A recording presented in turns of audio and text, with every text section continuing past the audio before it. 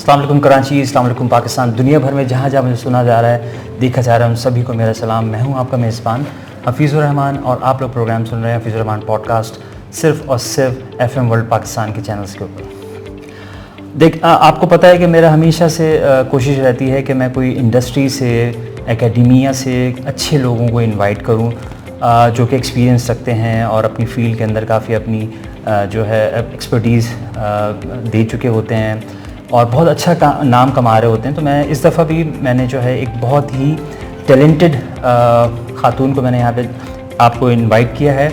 आइए, इनका जो शोबा है वो है न्यूट्रिशंस के हवाले से, तो न्यूट्रिशन एक्सपर्ट हैं ये। आइए इनसे मालूमात करते हैं और आपके लिए कोई ना कोई अच्छी इन्फॉर्मेशन इनसे गैदर करते हैं। अस्सलाम वालेकुम साहिमा, कैसी हैं आप? ठीक हैं? वालेकुम अस्सलाम जी, मैं बिल्कुल खैरियत से हूँ। बहुत शुक्रिया आपका तशरीफ़ आवरी का, आपने टाइम निकाला और मेरे व्यूअर्स के लिए जो है कुछ इन्फॉर्मेशन देने के लिए आपने हामी भरी, इसका बहुत शुक्रिया आपका। शुक्रिया।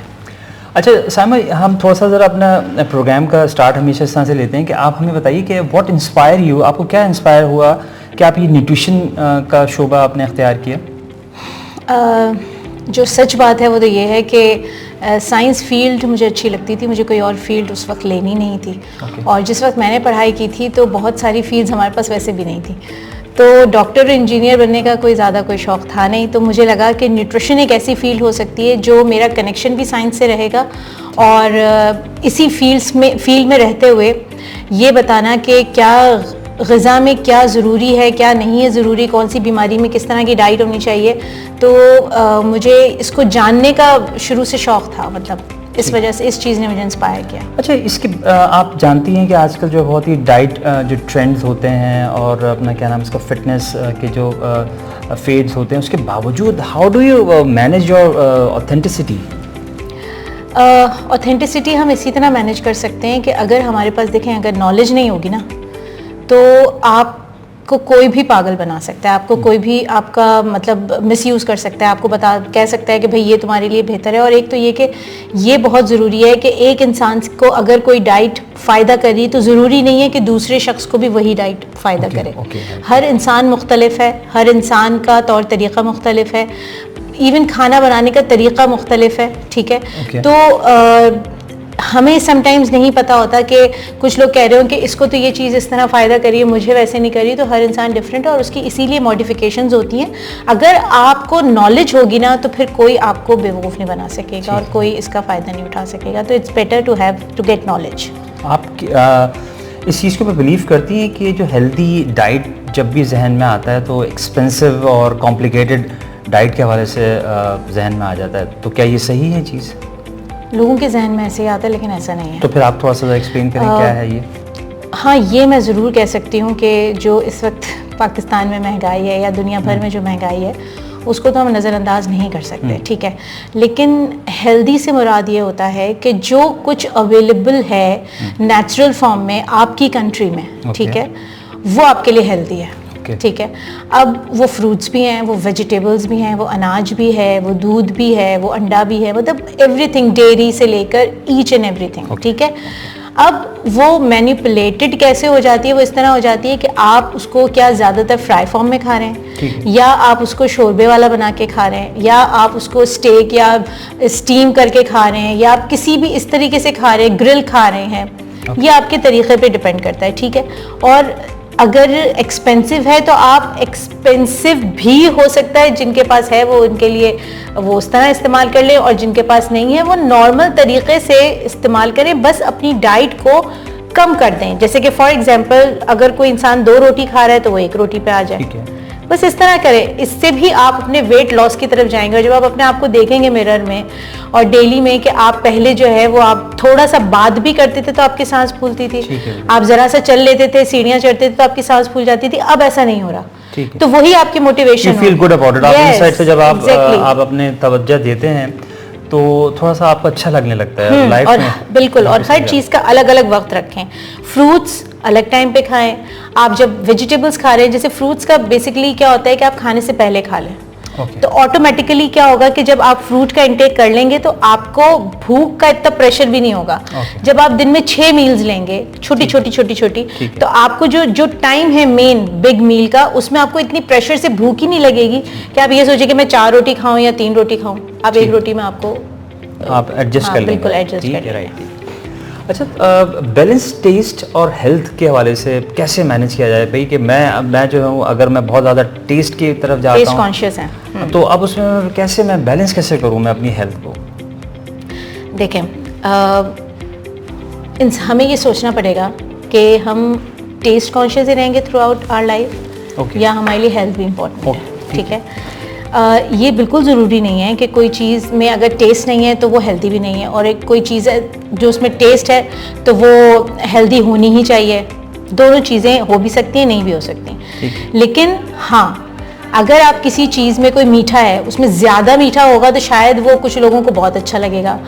आप फ्राई चीज़ें ज़्यादा टेस्टी लगती हैं, जैसे आप अंडे की मैं मिसाल देती हूँ अक्सर लोगों को कि बॉयल अंडा आपको इतना मज़ेदार नहीं लगता जितना आपको फ्राई अंडा या ऑमलेट या इस तरह लगता है। तो ये डिफरेंस होता है। जब ऑयल किसी चीज़ में आता है तो वो टेस्ट को इन्हांस करता है, नमक टेस्ट को इन्हांस करता है, चीनी टेस्ट को इन्हांस करती है। तो ये सब चीज़ें जब आप अपनी लाइफ से निकालते हैं तो आपको मुश्किल तो होती है एडजस्टमेंट में, लेकिन आपको ये देखना है कि आपके लिए प्रायोरिटी क्या है। आपके लिए हेल्थ प्रायोरिटी है या आपके लिए टेस्ट प्रायोरिटी है। तो हम ऐसी सूरत हाल में फिर ये करते हैं कि अगर उनको ये ऑप्शन दे देते हैं कि आप एक चीट डे कर लें और उसके अंदर फिर आप अपनी मर्जी से जो आपका दिल करे वो खाइए, लेकिन बाकी दिनों में ना हम ये नहीं कह रहे कि बिल्कुल आप नमक छोड़ दें। जाहिर सी बात है, कोई एक्टर्स या इस तरह मॉडल्स तो है नहीं कि आपने बिल्कुल अपने आप को बिल्कुल ही आपने इस तरह कर लेना है। नॉर्मल तरीके से हेल्दी वे में अगर हम दें तो हम नमक और चीनी कम कर देते हैं, और चीनी सफ़ेद जो है वो बिल्कुल ख़त्म कर देते हैं। ये करते हैं। White sugar is not good for health. Yes, not good.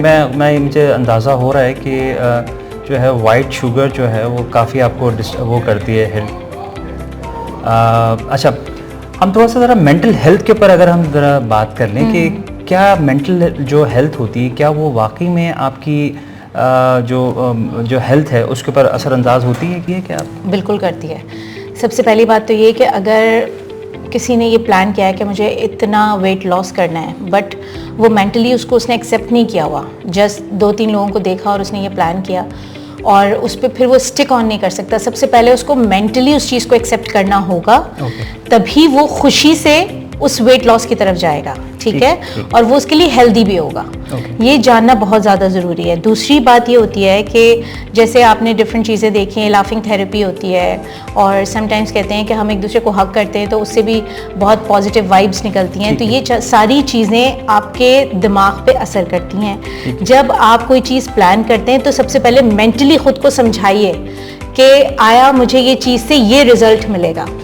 ठीक है, और रिजल्ट सिर्फ एक नहीं होता कि हाँ मेरा इतना वेट लॉस हो जाए। अगर मेरा वेट लॉस फॉर एग्जांपल मेरा टारगेट है कि 10 kgs लॉस करना है, और 1 kg भी जब लूज होता है तो उसकी खुशी होनी चाहिए। जी, ठीक है, सेलिब्रेट करना चाहिए। और दूसरा, जब आप किसी वजह से आपको कोई बीमारी अल्लाह ना करे हो जाए, या इवन हाइपरटेंशन हो गई, तो आम सी बात है, लेकिन फिर भी डायबिटीज़ हो जाती है, तो अगर इसका स्ट्रेस आपने ले लिया ना तो वो आपकी सेहत को ज़्यादा ख़राब करेगी बनिस्बत एक बीमारी, यानी हाइपरटेंशन या डायबिटीज़। मैं अगर आपको थोड़ा सा मैं ऐड कर लूँ यहाँ पे, आपने देखा होगा कि वसीम अकरम भी जो है वो एक डायबिटिक पेशेंट है, और काफ़ी जुवेनाइल डायबिटीज़, बिल्कुल ज़बरदस्त उसने जो है कितना अच्छे तरीके से मेंटेन किया हुआ। अभी भी ही इज़ वेरी यंग। हमारा एक बहुत अच्छा एक ऐसे फवाद खान है, फवाद खान भी उनके साथ भी ऐसा ही है।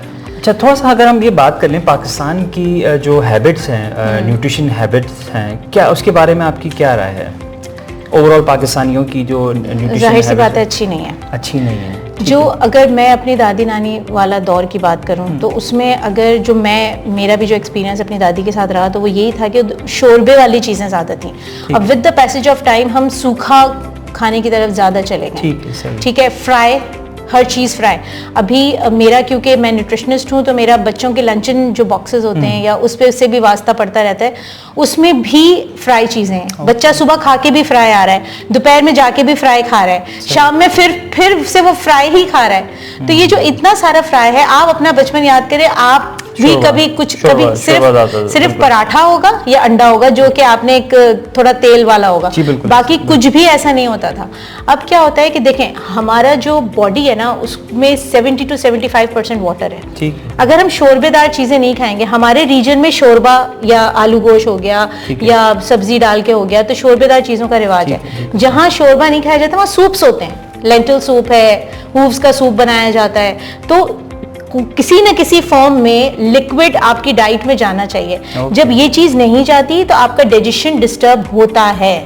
इतनी सकील चीजें, इतनी मतलब यानी सॉलिड चीजें जिसमें के ग्रेवी नहीं है, तो वो चीज आपके लिए ठीक नहीं है लॉन्ग टर्म के लिए जी। तो हमारे हम पाकिस्तानियों में यही सबसे ज्यादा प्रॉब्लम है कि हमें कढ़ाइयाँ चाहिए, हमें कौरमे चाहिए, हमें इस तरह की चीजें चाहिए जो कि सेहत के पॉइंट ऑफ व्यू से कभी कभार it's fine but not on a daily basis. मैंने भी आपको बड़ी इंटरेस्टिंग एक बात बताई। मैंने अभी असल में रिसेंटली मैंने कराची यूनिवर्सिटी में जाना हुआ था, तो वहाँ पे मैंने देखा तो वो मेरी वाइफ बैठी हुई थी, वो देख रही थी, कहती कि भाई बच्चियाँ यहाँ पे काफ़ी जो है ना वो हेल्दी नज़र आ रही हैं। पहले हमारे वक्तों में तो नहीं थी, हम तो बहुत वॉक करते थे। अब तो वहाँ पे आपने देखा होगा कि वहाँ पे सारी ट्रांसपोर्टेशन चल रही है। बच्चा लड़की जो है अगर उसको किसी एक डिपार्टमेंट से दूसरे डिपार्टमेंट जाना हो तो वो पहले तो लोग पैदल चलते थे, अब वो रिक्शा पकड़ते हैं और फटाफट पहुँच जाते हैं। तो वो आप सही कह रहे हैं कि ख़ास तौर पर जो जेनजी हैं ये जो है ना बहुत ज़्यादा आराम तलब हैं और बस चाहते हैं बस बैठे बैठा वो आपके सामने वो फूड पांडा कर लेते हैं, कहीं जाके बैठ के चलने का भी वो जहमत नहीं करते, वहीं पे बैठे बैठे अपने फूड पांडा किया, वहीं पे सामने आ गया और उन्होंने खा लिया। असल में दिस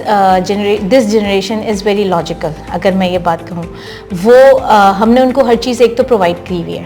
पहली बात, जब हमने उनको सारी चीज़ें प्रोवाइड की है, अब हम उन्हीं से मतलब शिकायत कर रहे हैं, तो ये भी सही बात नहीं है। दूसरा ये होता है कि अगर हम उनको भी ये बात समझाएंगे कि बेटा तुम्हारे लिए फिजिकल एक्टिविटी बहुत ज़्यादा इंपॉर्टेंट है, तो वो इस बात को अंडरस्टैंड करेंगे।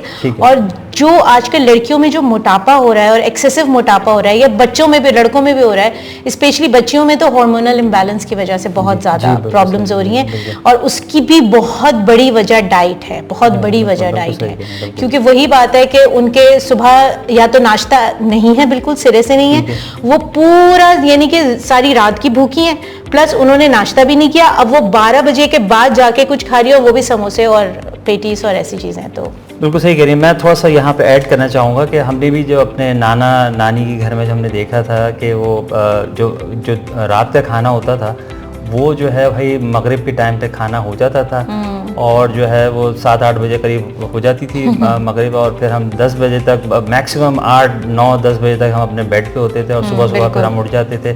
लेकिन अब ये सब चीज़ें वो नहीं हैं, खाना जो है वो 10-10 11-11 बजे लोग खा रहे होते हैं, तो उसकी वजह से आपकी जो है वो सारी हेल्थ डिस्टर्ब रहती है। बल्कि अभी मैंने रिसर्च पढ़ी अभी 2-3 दिन पहले कि ख़वातीन में, अगर वैसे आपने देखा हो ख़वातीन में हार्ट अटैक कम है एज़ कम्पेयर टू मैन, लेकिन अगर मर्द कम नींद करे ना, जैसे अगर 5 घंटे भी मर्द सो जाता है तो उसको इतना प्रॉब्लम नहीं होगा जितना अगर एक औरत है वो अगर 5 घंटे या उससे कम की नींद करती है तो उसको हार्ट अटैक के मतलब यानी रिस्क बढ़ जाता है। अच्छा। उसको चाहिए कि वो कम से कम 6 से 7 या 8 घंटे की नींद करे। औरत के लिए ये बहुत ज़्यादा ज़रूरी है, वरना क्या होता है कि पूरे दिन में फिर वो बार बार उन्हें कमज़ोरी फील होती है, बार बार ज़रा सा लेटे तो फिर नींद आ जाती है। ये बहुत बड़ी प्रॉब्लम है। इसको रात में वो भी जल्दी सोएं, क्योंकि हम सभी फ़ोन के आदी हो चुके हैं।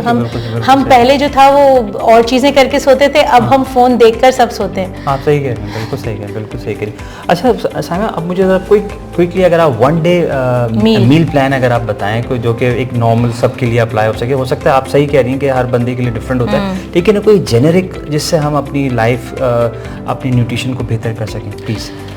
सबसे पहले तो नाश्ते से बात स्टार्ट होती है।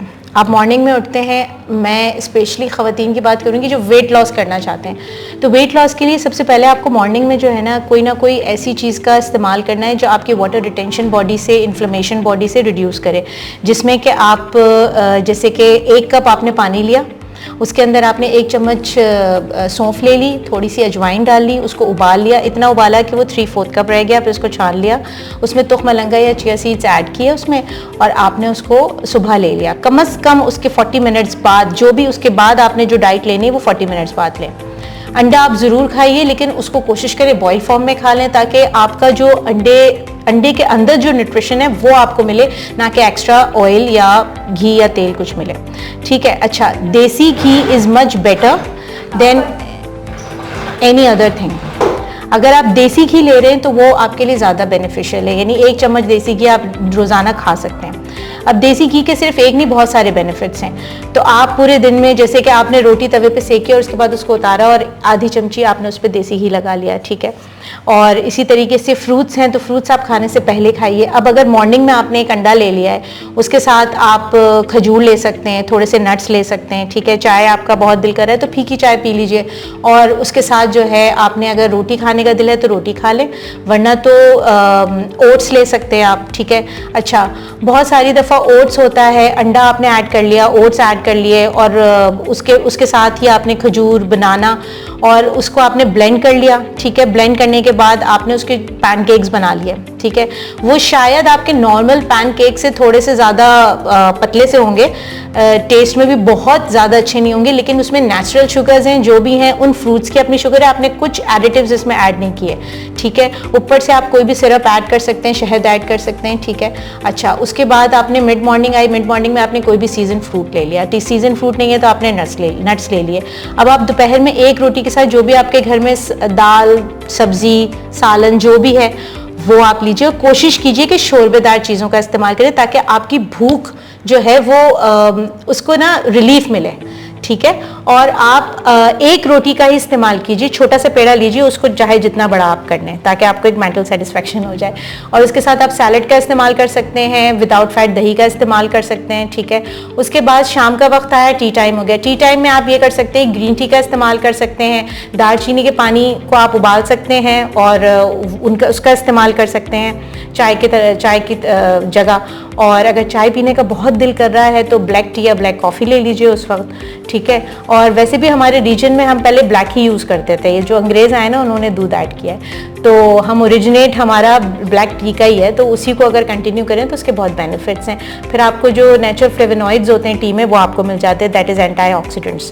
उसके बाद रात का टाइम आ जाता है, तो कोशिश ये करें कि अगर पॉसिबिलिटी हो तो मगरिब से पहले खा लें, क्योंकि आपका जो बॉडी है ना उसको इतना टाइम चाहिए, यानी कि ऑलमोस्ट आप समझ जाए मगरिब हो रही है ऑलमोस्ट 6-6:15 के दरमियान। तो अगर आप 6 बजे खाना खा लेते हैं तो आपकी बॉडी को सुबह तक 6 बजे तक इतना टाइम चाहिए कि आपकी बॉडी जो है उसको अच्छे से डाइजेस्ट करे, और उसके बाद मॉर्निंग में फिर आप आराम से मील अपना लें, वो ज़्यादा बेहतर तरीका है। एक तरह से आपकी पूरी फास्टिंग भी हो जाएगी।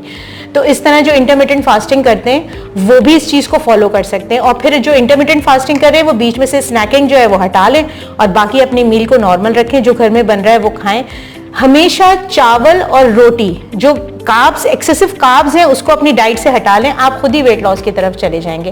और पानी का इंटेक इस तरह रखें, हर 1 घंटे बाद आपने 1 गिलास पानी पीना है, और आराम से पीना है, एक साथ पूरा नहीं पीना, आराम से मज़े लेके पानी पिएं, ताकि आपकी बॉडी को उसकी भी नरिशमेंट मिले, क्योंकि पानी आपकी बॉडी के लिए बहुत ज़्यादा ज़रूरी है। इन्फ्लेमेशन को भी कंट्रोल करता है, आपकी बॉडी में जो एक्सेसिव वाटर वेट हो जाता है उसको भी रिड्यूस करता है। तो ये पूरी चीज़ थी।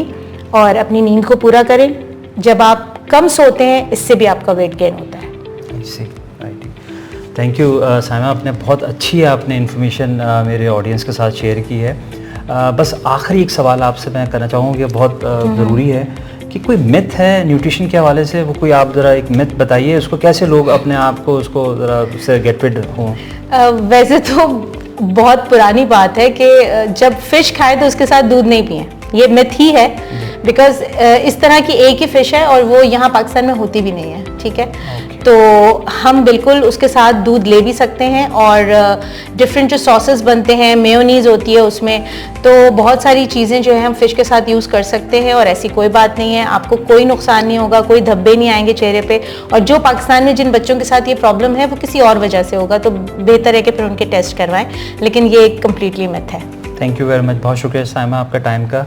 Thank you. इसके साथ ही हम अपने प्रोग्राम का अख्ताम करते हैं, और इंशाल्लाह नए गेस्ट और नए टॉपिक के साथ फिर हाजिर होंगे। उस वक्त तक की इजाज़त दीजिए। पाकिस्तान जिंदाबाद।